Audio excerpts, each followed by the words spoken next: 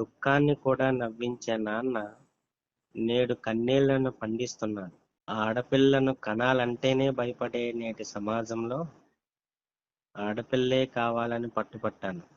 నీ రాక కోసం ఎదురు చూడటం మొదలెట్టాను. ఆ దేవుడు నీ తలరాత రాయక ముందే నీ భవిష్యత్తును నేను రాసేసుకున్నాను.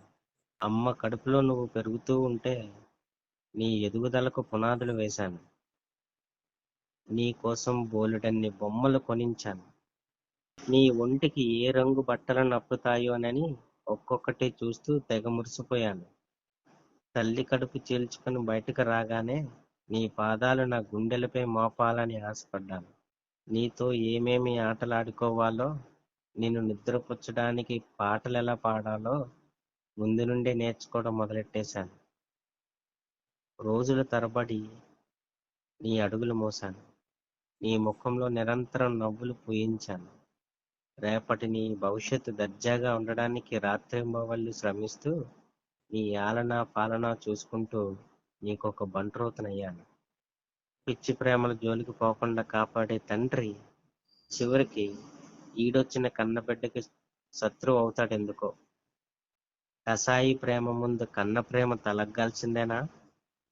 గుండెల్లో పెట్టుకొని మమకారంతో పెంచినందుకు గుండెలపై కాలుతో తన్నించుకోవాల్సిందేనా?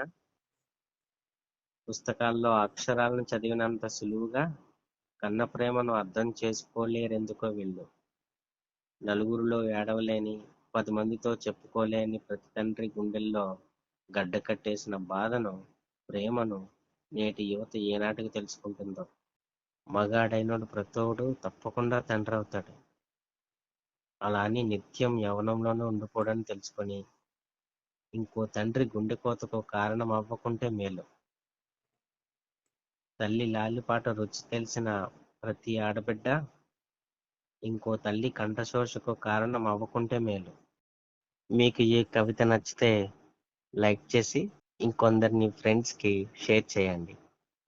Thank you.